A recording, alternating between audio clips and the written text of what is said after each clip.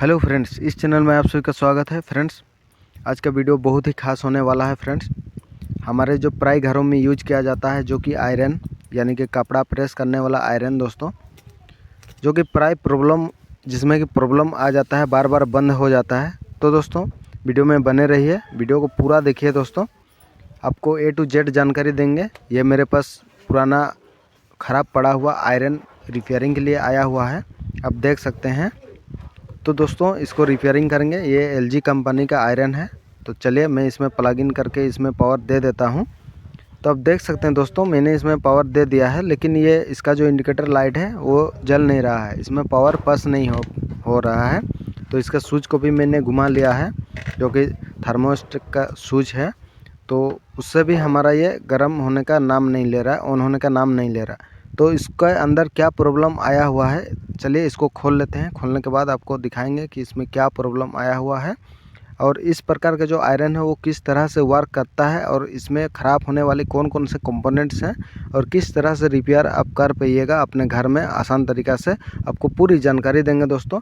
तो चलिए एक एक स्क्रू को हम खोल लेते हैं, इसका जो पूरा पार्ट अलग कर लेंगे और उसके बाद देखेंगे कि इसमें दिक्कत कहाँ से आया हुआ है और उसको हम किस तरह से सॉल्व कर सकते हैं। तो देखिए दोस्तों, मैंने स्क्रू को खोलना चालू कर दिया है। इसके जो ढक्कन है, जितने भी कैप हैं, सबको अलग कर लेंगे। एक एक अच्छी तरह से सेफ्टी से अलग करेंगे दोस्तों।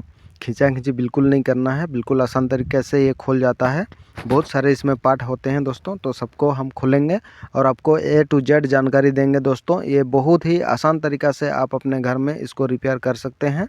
तो ये हमारा ऊपर का कैप खोल गया है। अब इसमें स्क्रू लगे होते हैं, इस स्क्रू को भी हम खोल के अलग कर लेंगे दोस्तों। प्राय घर में कुछ दिन अगर प्रेस आयरन रखा भी जाए तो इसमें प्रॉब्लम आ जाता है, क्योंकि ये दोस्तों आयरन भी दो प्रकार के होते हैं, जो कि इलेक्ट्रिक आयरन दो प्रकार के होते हैं।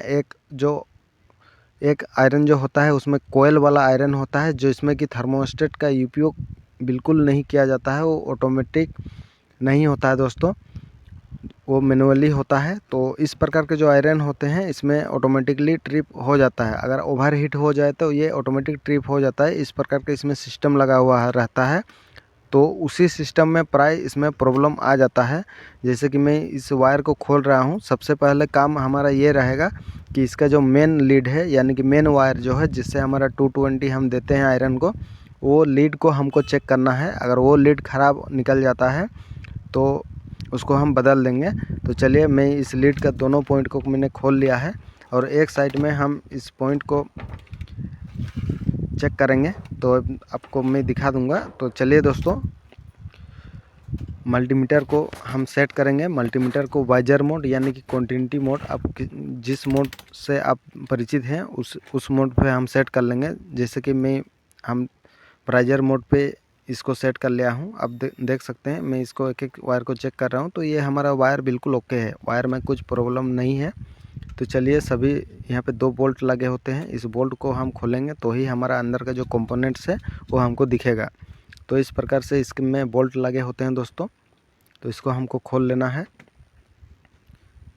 चलिए दोस्तों, इसको बिल्कुल सावधानी से इसको अलग करेंगे। इसमें हमारा एक लैंप लगा हुआ रहता है, एक इंडिकेटर के लिए बल्ब लगा हुआ रहता है। तो इसको भी हम खोल के अलग कर लेंगे। तो इसको बिल्कुल ही सेफ्टी तरीके से हमने खोल लिया है। आप देख सकते हैं इसमें इस तरह का पार्ट है। एक है हीटिंग एलिमेंट लगा है, एक थर्मोस्टेट लगा है। और थर्मोस्टेट का ये जो बल्ब है, ये घुमाने से वो स्विचिंग का काम करता है।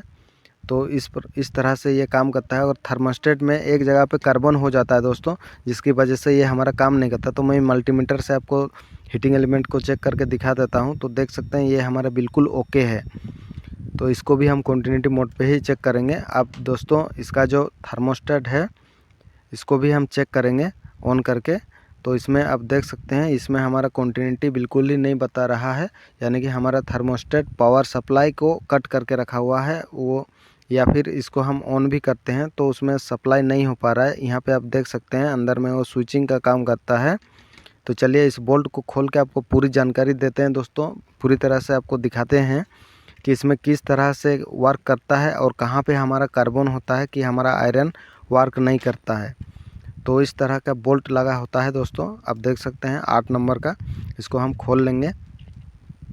खोलने के बाद आपको दिखाएंगे कि उसमें कहाँ पे कार्बन हो जाता है और किसकी वजह से हमारा जो आयरन है वो हीट नहीं कर पाता है।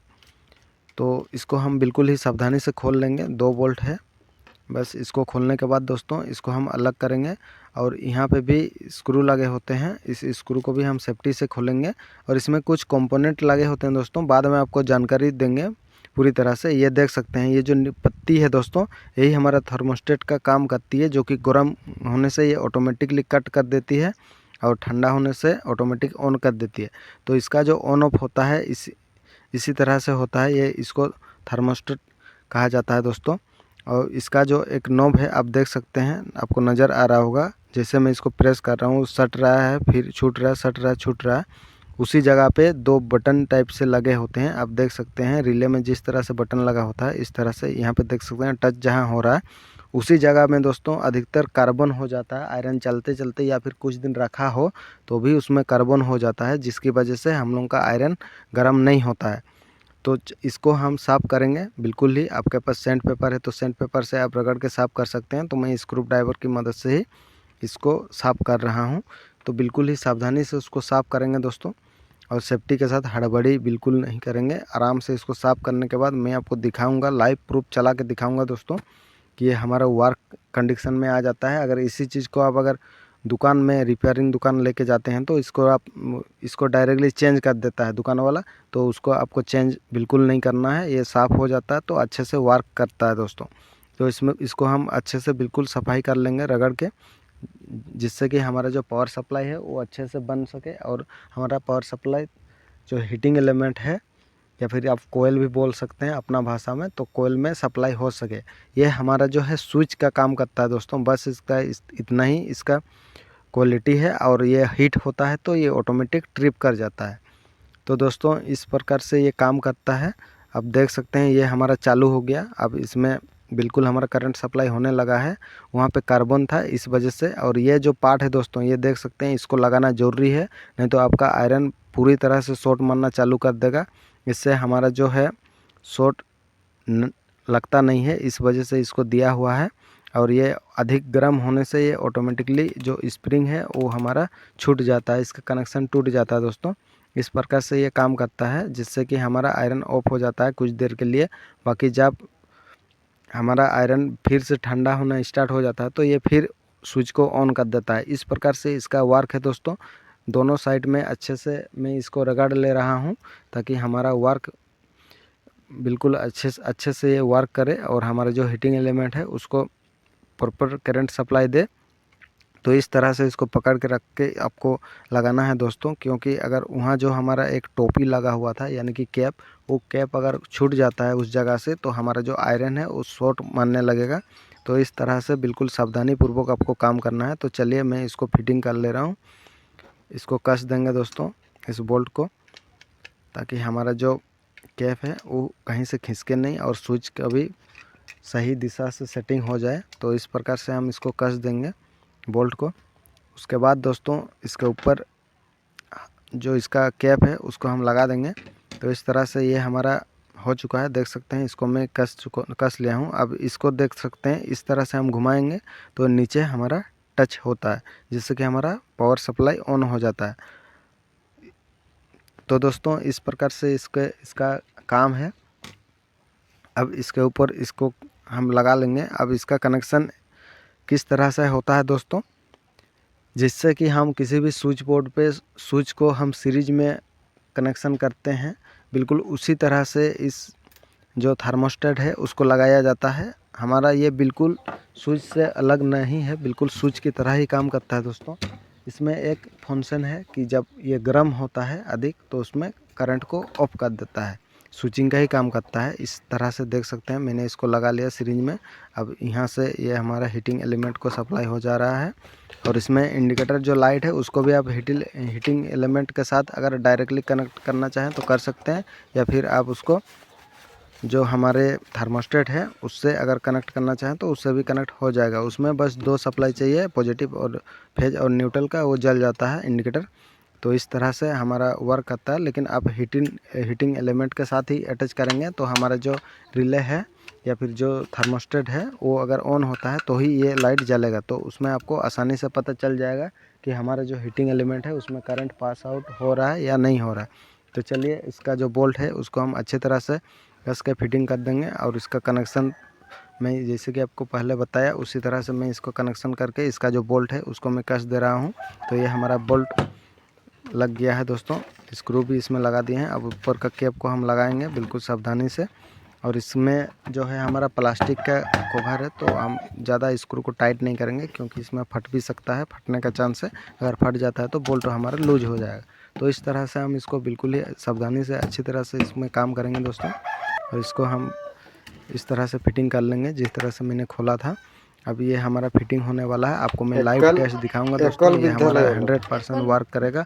और अधिकतर इस प्रकार के जो आयरन होते हैं उसमें अधिकतर यही प्रॉब्लम आता है, जिसके वजह से हम लोग दुकान में लेके चल जाते हैं, लेकिन वहाँ जाने के बाद हमारा ज़्यादा खर्चा बच जाता है। तो आप अपने घर में इजीली इसको बना सकते हैं। तो देख सकते हैं ये हमारा जो है, अभी मैं इसको स्विच ऑन करूँगा तो ये देख सकते हैं ये हमारा वर्क कंडीशन में आ गया। इंडिकेटर हमारा जलने लगा है दोस्तों।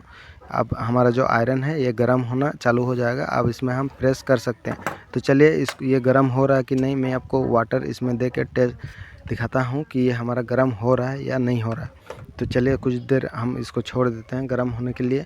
उसके बाद मैं आपको तुरंत ही दिखाऊंगा दोस्तों कि ये हमारा गर्म हो रहा है या नहीं हो रहा है। हाथ से छूने से पता चल रहा है कि हल्का हल्का गर्म हो रहा है, पर आपको नज़र नहीं आ रहा होगा। तो इसलिए मैं इसमें वाटर का पानी का यूज करूँगा और आपको दिखाऊँगा कि हमारा ये गर्म हो रहा है कि नहीं हो रहा है। तो दोस्तों अगर हमारे चैनल में नए हैं तो चैनल को प्लीज़ सब्सक्राइब करके बेल आइकन को प्रेस कर दें। वीडियो